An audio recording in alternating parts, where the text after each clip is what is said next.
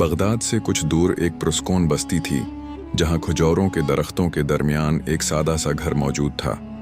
इस घर में एक नेक दिल और खिदमत गुजार बुजुर्ग रहता था जिसका नाम सईद था। सईद ने अपनी पूरी जिंदगी लोगों के दुख बांटे, गरीबों की मदद की, मुसाफिरों के लिए पानी रखा और कभी किसी से सख्त लहजा में बात तक न की।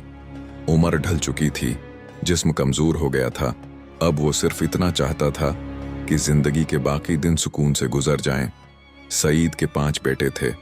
बड़ा बेटा हारिस था। हारिस किसान था और सारा दिन खेतों में काम करता, मट्टी में लिथड़ा हुआ घर आता और बूढ़े बाप के लिए खाना गर्म करता, दवा देता और फिर थकन से गड़ता हुआ सो जाता। सालों तक उसने ये जिम्मेदारी निभाई, मगर वक्त के साथ उसके अंदर एक थकन और बेचैनी पैदा होने लगी। वो अक्सर सोचता, मेरे कंधों पर कब तक ये बोझ रहेगा। सईद अपने बेटे के चेहरे की थकन देखता, मगर कभी उसके दिल पर बोझ न डालने के लिए खामोश रहता। एक दिन उसने हारिस को पास बुलाया और मोहब्बत से कहा, बेटा, मैं जानता हूं कि तुम थक गए हो। मैं 2-3 दिन में तुम्हारे दूसरे भाई के पास चला जाऊंगा। तुम अब अपने काम पर ध्यान दो। हारिस का दिल दिखा, मगर वो रोक न सका। चंद दिन बाद सईद अपने दूसरे बेटे नौमान के घर पहुंचा। नौमान बज़ाहिर दौलतमंद था, कपड़े अच्छे, घर खूबसूरत, मगर दिल का छोटा। उसकी बीवी तो ससुर का आना जाना भी पसंद न करती थी। एक दिन नौमान ने बाप से कहा, अब्बा, अगर आप यहाँ रह रहे हैं तो कोई काम भी कर लिया kरें। यूं मुफ्त में खाना खाना अच्छी बात नहीं। आप बाजार में मेरे लिए सौदा लाया करें, शायद आपकी वजह से मेरे कारोबार में बरकत आ जाए। सईद ने दिल बर्दाश्ता होकर सिर झुका लिया, झकी कमर, कपकपाते हाथ, मगर वो चुप रहा। रात को सईद की खांसी से घर की बहू तंग आ गई। उसने नौमान से कहा, उनको किसी और के घर भेज दें, मैं उनकी वजह से सो भी नहीं सकती। और नौमान ने अगले ही दिन अपने बाप से कह दिया कि अब वो यहां नहीं ठहर सकते। सईद खामोशी से घर से निकल आया। तीसरे बेटे सारिम के घर पहुंचा।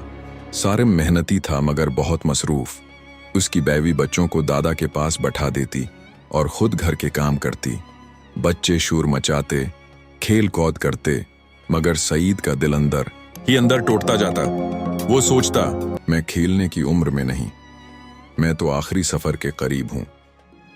वक्त गुजरने के साथ उसकी तबीयत कमजोर बर कमजोर होती गई और बहू के चेहरे पर नागवारी बढ़ती गई। आखिरकार सईद ने वहां से भी जाना मुनासिब समझा। चौथा बेटा ज़बीर था। ज़ुबीर ने बाप को देखकर खुशी जाहिर की, लेकिन दिल में सोच रहा था कि शायद बाप के पास कुछ जमा पूंजी होगी। मगर जब हकीकत सामने आई कि सईद के पास कुछ नहीं, तो उसका रवैया बदल गया। ज़बीर की बीवी ने तो फौरन कह दिया, ये घर में बोझ हैं, उनकी वजह से खर्चा और बढ़ेगा। आखिरकार ज़ुबीर ने भी बाप को रुखसत कर दिया। टूटे दिल के साथ, कमजोर कदमों से चलता हुआ सईद अपने सबसे छोटे बेटे यासर के घर पहुंचा। यासर गरीब था मगर दिल से मालदार। वो रोजाना मजदूरी करता, जो कमाता उसी में से बाप की दवा और खाना लाता। यासिर की बीवी भी बाप की खिदमत को सादत समझती। यही वो घर था जहां सईद ने कई बरस बाद पहली बार सुकून की सांस ली। वक्त गुजरता गया, मगर सईद की उम्र पूरी हो चुकी थी। एक रात वो अपने बेटे यासिर को पास बुलाया, उसका हाथ पकड़ा और कहा, बेटा, मेरे आखिरी दिन करीब आ गए हैं। तुमने मेरा दिल जीत लिया। मेरी मौत के बाद बगदाद की नवाब गली में रहने वाले अबू हमजा से मिलना। मैंने उसके पास एक इमानत रखी थी। वो इमानत सिर्फ तुम्हारे लिए है।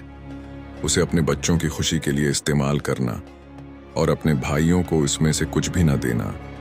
ये कहकर सईद की आंखें बंद हो गईं और वो हमेशा के लिए दुनिया से रुखसत हो गया। अगले दिन 5 बेटे जनाजे में मौजूद थे। वही बेटे जिन्होंने वक्त आने पर बाप को सहारा न दिया। जनाजे के बाद यासर ने कहा, अब्बा की एक अमानत है, चाहो तो मैं सब में तकसीम कर दूं। भाइयों की आंखों में लालच की चमक उभर आई। हाँ हाँ, चल दिलाओ, जो भी है बराबर तकसीम होगा। यासर बगदाद गया। अबू हमजा ने एक पुराना सा संदूक दिया जिसके मुताल्लिक उसने कहा, यह तुम्हारे वालिद ने अमानत के तौर पर मेरे पास रखा था। कहा था, यह दिन आने पर सिर्फ तुम्हें देना है। यासर ने संदूक खोला तो हैरान रह गया। उसमें बगदाद बाजार की कीमती दुकानों के कागजात, सोने के बस्के और कीमती पत्थर मौजूद थे। यासर ने सबको बराबर हिस्सा दे दिया, मगर चंद ही महीनों में तीनों बड़े बेटों की जिंदगी बदल गई, मगर बुरी तरह। एक भाई कर्ज में डूब गया, दूसरा चोरी करते पकड़ा गया, तीसरे का कारोबार बंद हो गया। ये सब कोई इत्तेफाक ना था, ये एक बाप का दर्द था जो बद्दाहा बनकर लौटा।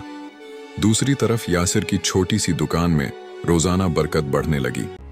पहले एक दुकान, फिर दो, फिर बाजार में एक छोटा सा प्लाट, और देखते ही देखते यासिर बगदाद के मालदार ताजरों में शुमार होने लगा। वो हैरान रहता कि ये सब कैसे हुआ, मगर उसका दिल जानता था ये उस बाप की दुआ थी जिसकी खिदमत उसने दिल से की थी।